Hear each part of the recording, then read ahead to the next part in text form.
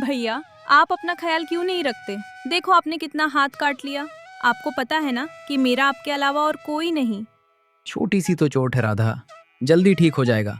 तू चिंता ना कर और रोना बंद कर। रवि और राधा के माता पिता का देहांत बचपन में ही एक एक्सीडेंट में हो गया था। तब से रवि ही राधा को पालता है। वो अपना और राधा का पेट पालने के लिए वो एक चाय की दुकान पर काम करता था और उससे जो कुछ भी वेतन मिलता उसी में वो अपना गुजारा करते थे। एक बार की बात है, जब रवि अपने काम पर जा ही रहा था कि तभी भैया, आज आप काम पर मत जाओ ना, मेरी तबीयत थोड़ी खराब सी लग रही है। अरे तेरी तबीयत तो बहुत ज्यादा खराब है, तुझे तो डॉक्टर को दिखाना होगा।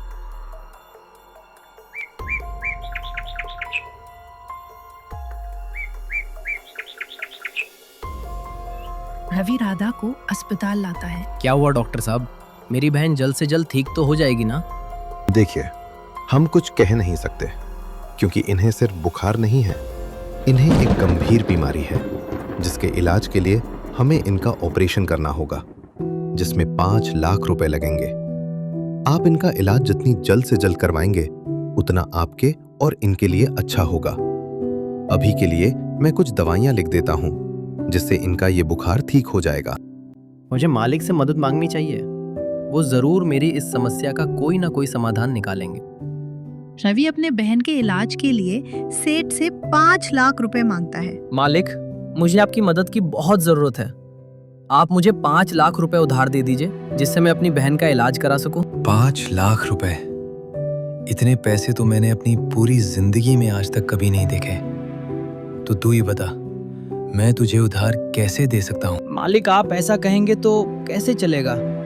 आप ही मेरी आखिरी उम्मीद है, अब आप ही कुछ करिए। रवि, मैं तुम्हारी परेशानी समझ सकता हूँ, लेकिन मैं तुम्हारी मदद करने में असमर्थ हूँ। रवि को उसके मालिक से कोई मदद ना मिलने पर वो अपने घर लौट आता है, लेकिन रवि की अब आखिरी उम्मीद भी टूट चुकी थी। वो अपनी बहन के इलाज को लेकर बहुत ही परेशान था कि तभी उसकी बहन राधा वहां आती है।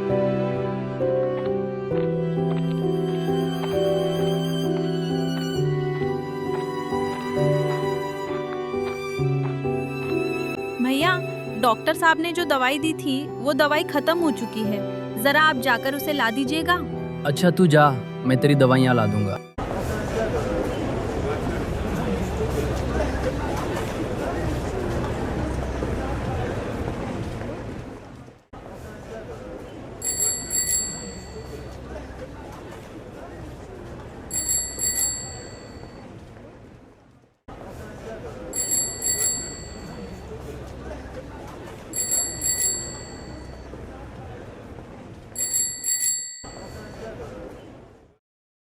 भैया, मुझे ये कुछ दवाइयाँ दे दीजिए।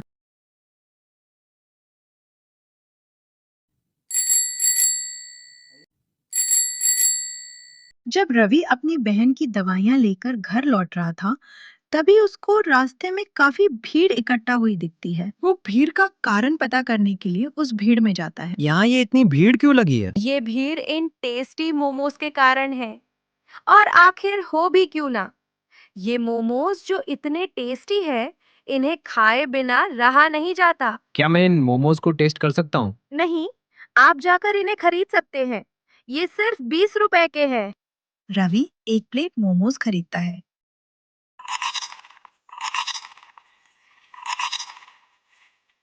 वाह, क्या मोमोज है!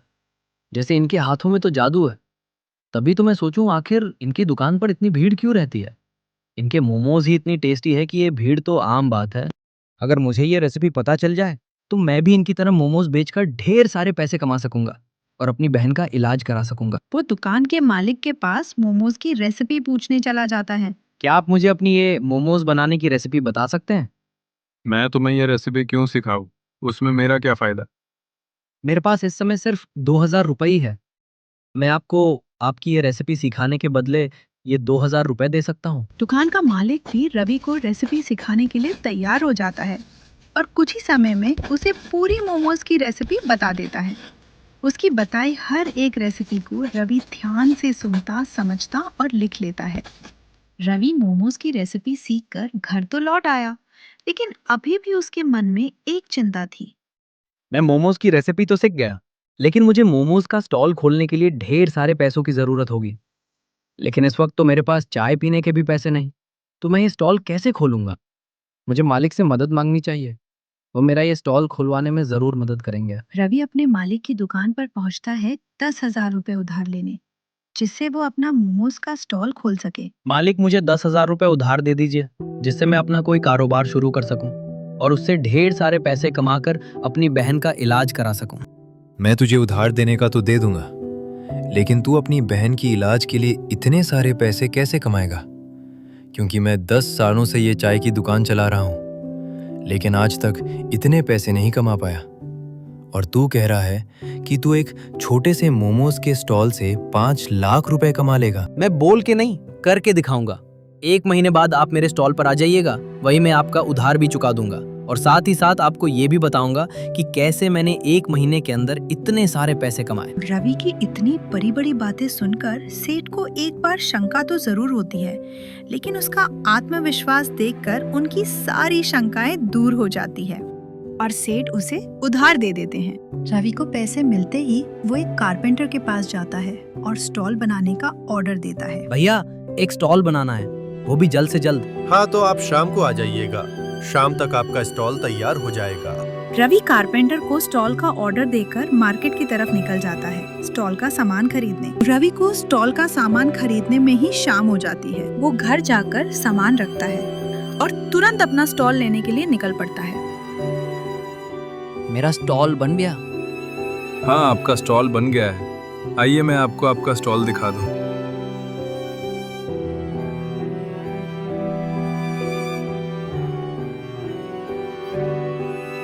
ये देखिए, ये रहा आपका स्टॉल। वाह, कितना सुंदर बनाया है। इसके कितने पैसे हुए? आपके 2,000 रुपए हुए। रवि को घर पहुंचते पहुंचते रात हो जाती है।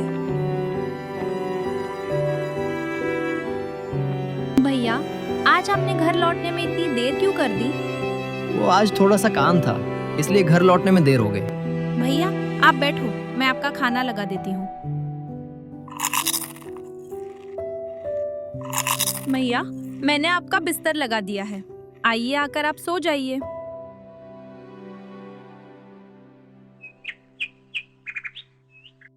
रवि अपना मोमोज का स्टॉल गांव के बीचों बीच खोलता है, जिससे उसकी बिक्री अच्छी हो। सुबह से रात हो जाती है, लेकिन उसके स्टॉल पर एक भी ग्राहक नहीं आता, जिससे निराश होकर रवि घर लौटता है। भैया, आप आ गए? आज आपने आने में काफी देर कर दी। अच्छा, आपकी मोमोज की स्टॉल कैसी चली? और आज आपकी स्टॉल पर कितने ग्राहक आए? ग्राहकों का इंतजार करते करते सुबह से रात हो गई, लेकिन कोई ग्राहक नहीं आया। कोई बात नहीं भैया, आप बैठी, मैं आपका खाना लगा देती हूँ।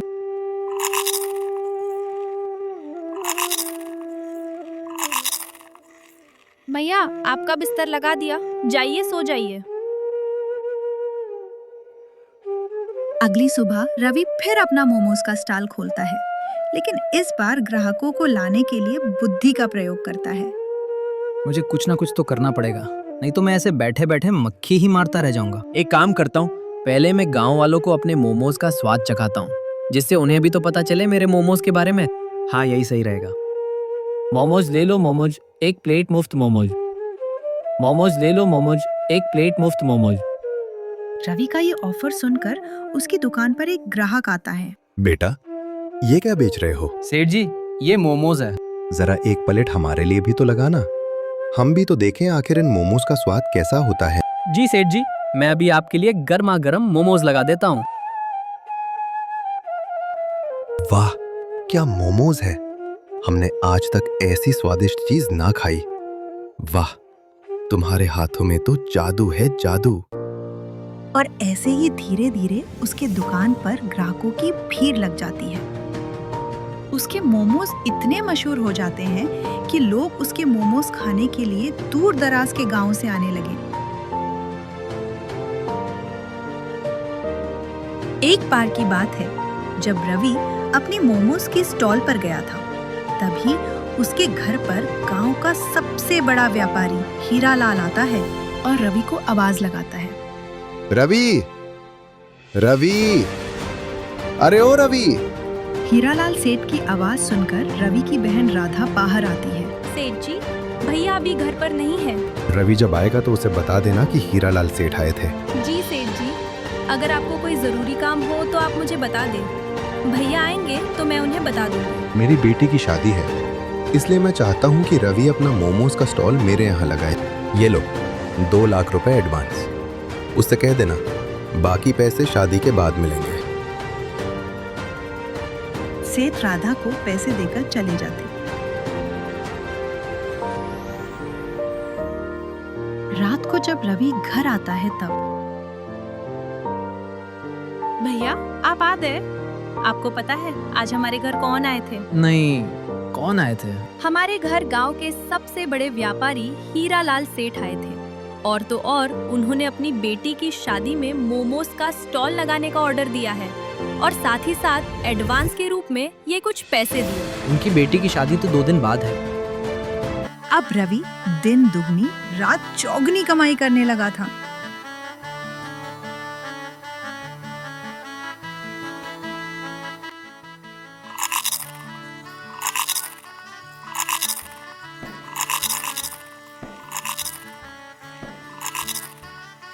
रवि भाई, तुम्हारे मोमोज का कोई जवाब नहीं। इन्हें खाने के बाद बिल्कुल जन्नत सा लगता है। सही कहा, इसके सामने तो 56 भोग भी फेल है। अब आप लोग बस भी करिए, उतना भी अच्छा नहीं था। वाह रवि वाह, तुम्हारे मोमो का तो कोई जवाब ही नहीं। जिसको देखो वो तुम्हारे मोमो की बात कर रहा था। वाह। जी सेठ जी, सब ऊपर वाले की कृपा है। ये लो तुम्हारे बाकी के पैसे। सेठ से मिले पैसों से रवि अपनी बहन राधा का इलाज करवाता है।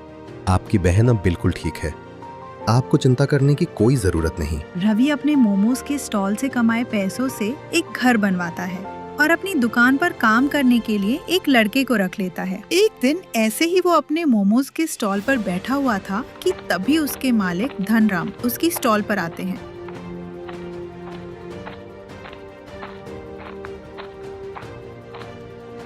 मालिक, आप यहाँ क्यों आ गए? मैं बस आपके पास आ ही रहा था। अच्छा, अगर आप आ ही गई है तो चलिए मेरे घर। वही मैं आपके पैसे सूद समेत चुका दूंगा। किशन, स्टॉल का ख्याल रखना, मैं अभी आता हूँ। जी मालिक, आप बेफिक्र होकर जाइए, मैं इस स्टॉल का ख्याल रखूंगा।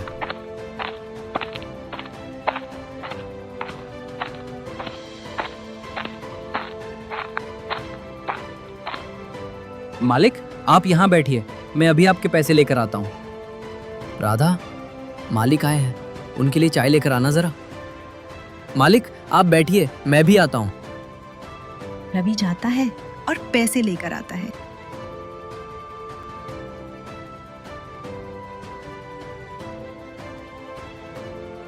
ये लीजिए मालिक, आपके पैसे। तुमने आखिर इतनी कम समय में इतने सारे पैसे कैसे कमाए? मुझे अभी तक ये बात नहीं समझ आ रही। मैं पिछले 10 सालों से चाय की दुकान चला रहा हूँ, लेकिन आज तक इतनी जल्दी और इतने पैसे नहीं कमा पाया। आखिर तुमने ये कैसे किया? रवि उनको सब कुछ विस्तार से बताता है। रवि ने अपनी बात खत्म ही की थी कि तभी राधा चाय लेकर आती है।